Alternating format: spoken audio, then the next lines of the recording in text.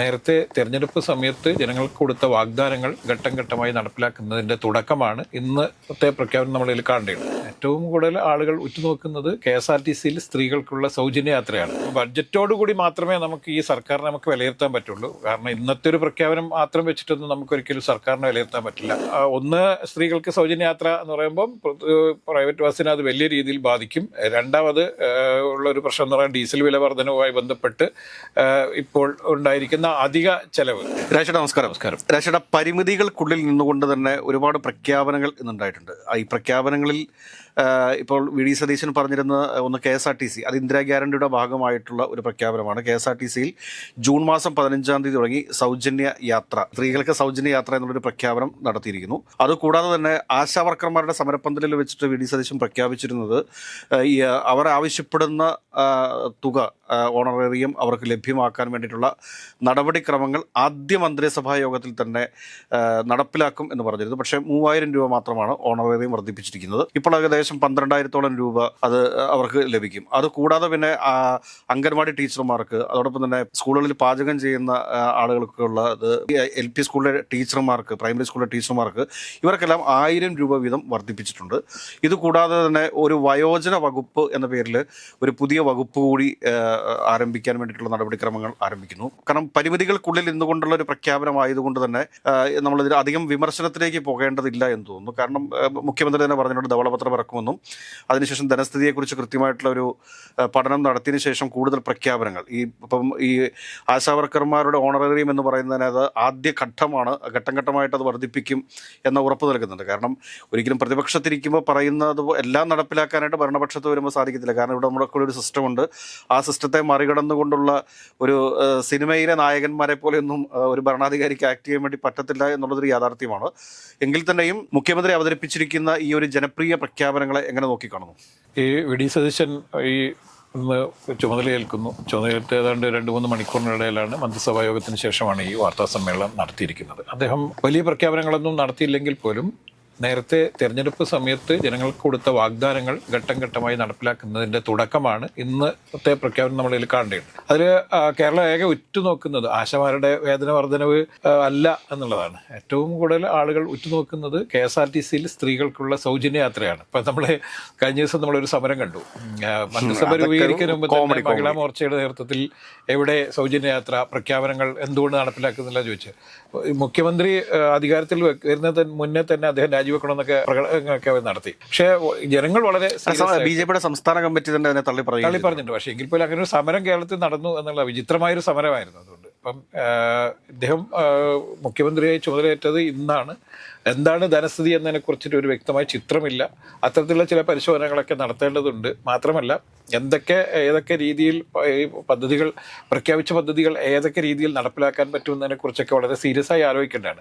പ്രഖ്യാപനങ്ങൾ പാഴ്വാക്കല്ല എന്ന് തെളിയിക്കാൻ വേണ്ടി അദ്ദേഹത്തിന് ഇന്ന് പ്രഖ്യാപനം നടത്തിയേ പറ്റുമായിരുന്നുള്ളൂ. അതുകൊണ്ട് അദ്ദേഹം ഈ ആശമാർക്ക് 3000 രൂപ വർധനവ് ഇന്ന് പ്രഖ്യാപിച്ചു. അദ്ദേഹം തന്നെ വളരെ ക്ലോസ് അതിൽ പറഞ്ഞിട്ടുണ്ട്. ഇത് വളരെ പെട്ടെന്നുള്ള പ്രഖ്യാപനമാണ്. വരും ദിവസങ്ങളിൽ ഇതിൻ്റെ നിജസ്ഥിതി, സാമ്പത്തിക അവസ്ഥ എന്താണെന്നുള്ള ഒരു കൃത്യമായ ഒരു പരിശോധന നടത്തിയതിന് ശേഷം തുടർ പ്രഖ്യാപനങ്ങൾ ഉണ്ടാവും. അതുപോലെ തന്നെ ആശമാരുടെ റിട്ടയർമെൻറ്റ് ആനുകൂല്യങ്ങളുമായി ബന്ധപ്പെട്ടുള്ള ചില വിഷയങ്ങളും കൂടി അവരന്ന് ഉന്നയിച്ചിട്ടുണ്ടായിരുന്നു, സമരം ചെയ്യുന്ന സമയത്ത് ഉന്നയിച്ചിട്ടുണ്ടായിരുന്നു. അത് പഠിച്ചതിന് ശേഷം ഉടൻ തന്നെ ആ കാര്യത്തിലും പ്രഖ്യാപനം ഉണ്ടാവും എന്ന് പറഞ്ഞിട്ടുണ്ട്. എന്ന് പറഞ്ഞാൽ ചിലപ്പോൾ ഒരു 6 മാസമൊക്കെ കഴിഞ്ഞിട്ട് ധനസ്ഥിതി മെച്ചപ്പെടുകയാണെങ്കിൽ തീർച്ചയായും അവർക്കൊരു 3000 രൂപ കൂടി കൂട്ടിക്കൊടുത്തേക്കാം. ചിലപ്പോൾ ഒരു 15 രൂപയിലൊക്കെ വന്ന് നിന്നേക്കാം. അവരുടെ ആവശ്യം 21,000 രൂപയാണ്. അപ്പോൾ ആവശ്യങ്ങൾ അതേ രീതിയിൽ പരിഗണിക്കപ്പെടില്ല. ഒരു സമരത്തിനും ഉന്നയിച്ച ആവശ്യങ്ങൾ അങ്ങനെ തന്നെ പരിഗണിച്ചുകൊണ്ട് പ്രശ്നം പരിഹരിക്കാൻ എന്തായാലും പറ്റില്ല. പക്ഷേ എങ്കിൽ പോലും അന്ന് ഇത്രയും ദിവസങ്ങൾ 200-ലധികം ദിവസങ്ങൾ നടന്ന തിരുവനന്തപുരം സെക്രട്ടേറിയറ്റ് മുന്നിൽ നടന്ന സമരത്തെ അന്നത്തെ ഭരണാധികാരികൾ വളരെ പുച്ഛത്തോടെ കാണുകയും അവരെ അവഹേളിക്കുകയും ചെയ്തു എന്നുള്ളത് കേരള മനസാക്ഷിയെ വല്ലാതെ നോവിച്ചിരുന്നു എന്നുള്ളത് നമ്മൾ ഇപ്പോൾ വിലയിരുത്തേണ്ട സംഭവം. ഇതിനിടയിൽ വേറൊരു കാര്യം നമുക്ക് പറഞ്ഞു പോകാതിരിക്കാൻ വേണ്ടിയിട്ട് വയ്യ. കാരണം എന്താ വെച്ച് കഴിഞ്ഞാൽ ഇദ്ദേഹം കഴിഞ്ഞ 5 വർഷമായിട്ട് പ്രതിപക്ഷ നേതാവായിരുന്നു കേരളത്തിൽ. അപ്പോൾ കേരളത്തിലെ വരുമാന സ്രോതസ്സുകളെക്കുറിച്ച് താൻ ഇനി പഠിക്കാൻ പോകുന്നതേ ഉള്ളൂ എന്ന് പറയുന്നത് അതൊരു ബാലിശമായിട്ടുള്ളൊരു ആൻസറാണ്.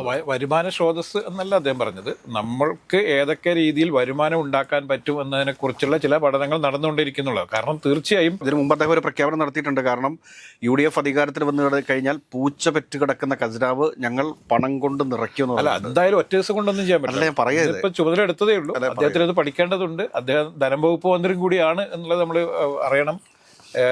ചിലപ്പോൾ ചരിത്രത്തിൽ ആദ്യമായിട്ടായിരിക്കും കേരളത്തിൽ ഒരു മുഖ്യമന്ത്രി ബജറ്റ് അവതരിപ്പിക്കാൻ പോവുകയാണ്. അദ്ദേഹം നേരത്തെ അങ്ങനെ ഉണ്ടായിട്ടുണ്ടോ എന്നുള്ള പരിശോധിക്കണം. ഉമ്മൻചാണ്ടി സാർ ബഡ്ജറ്റ് അവതരിപ്പിച്ചത് KM മാണിക്ക് ശേഷം കുറച്ചാണ് ഉമ്മൻചാണ്ടി സാർ ധനകാര്യ വകുപ്പ് കൈകാര്യം. എങ്കിൽ പോലും ഇത് സ്വതന്ത്ര വകുപ്പായിട്ട് വരുന്നു എന്നുള്ളത് കൊണ്ട് തന്നെ ബഡ്ജറ്റ് ഇനിയിപ്പം അവതരിപ്പിക്കാനുണ്ട്. കാരണം നേരത്തെ ഒരു വോട്ടർ അക്കൗണ്ട് മാത്രമാണ്, സമ്പൂർണ്ണ ബഡ്ജറ്റ് അവതരിപ്പിക്കേണ്ടതുണ്ട്. അപ്പം ബഡ്ജറ്റിൽ കൂടുതൽ പ്രഖ്യാപനങ്ങൾ ഉണ്ടാവാൻ സാധ്യതയുണ്ട്. ഇപ്പൊ ബഡ്ജറ്റോടുകൂടി മാത്രമേ നമുക്ക് ഈ സർക്കാരിനെ നമുക്ക് വിലയിരുത്താൻ പറ്റുള്ളൂ. കാരണം ഇന്നത്തെ ഒരു പ്രഖ്യാപനം മാത്രം വെച്ചിട്ടൊന്നും നമുക്ക് ഒരിക്കലും സർക്കാരിനെ വിലയിരുത്താൻ പറ്റില്ല. കാരണം മണിക്കൂറുകൾ മാത്രമായ ഒരു സർക്കാരിനെ അത്തരത്തിൽ വിലയിരുത്തുന്നത് തീർത്തും തെറ്റുമാണ്. അതുകൊണ്ട് ഇപ്പോൾ ഒരിക്കലും ഒരു നടപടിയിലും നമുക്ക് സർക്കാരിനൊന്നും ഒരു കുറ്റപ്പെടുത്തിക്കൊണ്ട് എന്റെ അഭിപ്രായം പറഞ്ഞാൽ ശരിക്കും പറഞ്ഞാൽ ഇന്ന് പ്രഖ്യാപനങ്ങളുടെ ആവശ്യമുണ്ട്. പ്രഖ്യാപനം ഇന്ന് ആവശ്യമുണ്ട്. കാരണം ഇന്നത്തെ പ്രഖ്യാപനം ജനങ്ങൾക്ക് സർക്കാരിൽ വിശ്വാസം ഉണ്ടാവുക എന്ന് പറയുന്നത് ഒരു സർക്കാരിന്റെ മുന്നോട്ടുള്ള യാത്രയ്ക്ക് വലിയ ഇതിൽ ഗുണം ചെയ്യും എന്നുള്ളതാണ്. അതുകൊണ്ട് ഇപ്പോൾ KSRTCയിൽ സൗജന്യ യാത്ര പ്രഖ്യാപിച്ചു. പലപ്പോഴും പല രീതിയിൽ പ്രതിപക്ഷ കക്ഷികളൊക്കെ പറഞ്ഞിരുന്നത് ഒരിക്കലും നടപ്പിലാക്കാൻ പറ്റാത്ത പദ്ധതിയാണ്, അതൊരു ഭരണത്തിൽ വരാൻ വേണ്ടി മാത്രമുള്ള ചില പൊള്ളയായ വാഗ്ദാനങ്ങളാണ് എന്നായിരുന്നു പറഞ്ഞിരുന്നത്. നമുക്കറിയാം കർണാടകത്തിലും തമിഴ്നാട്ടിലൊക്കെ ഇത് വളരെ വിജയകരമായി നടത്തി പോകുന്നുണ്ട്.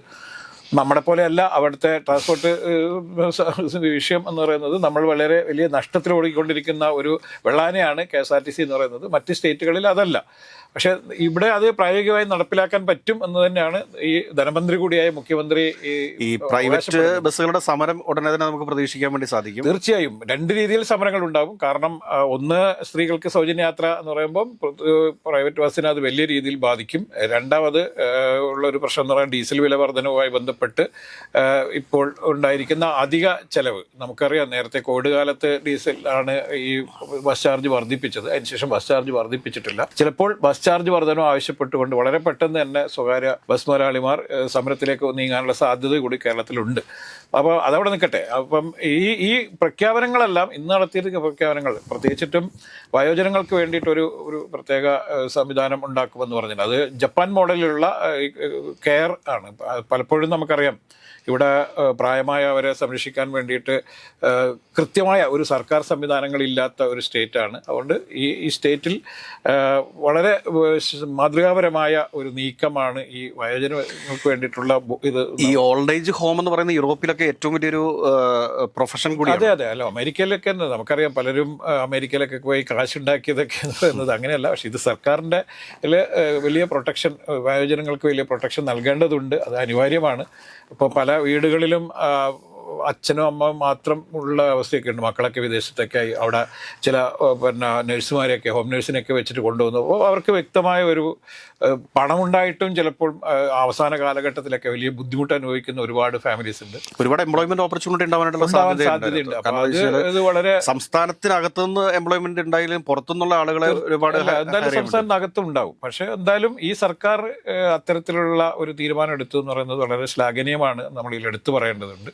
പിന്നെ പ്രഖ്യാപിച്ചിരിക്കുന്നത് പാചക തൊഴിലാളികൾക്ക് 1000 രൂപ കൂട്ടിക്കൊടുത്തു എന്ന് പറയുമ്പോൾ 1000 രൂപ പോലും അവർക്ക് വലിയ പൈസയാണ് 1000 രൂപയുടെ വർധനവ് എന്ന് പറയുന്നത്.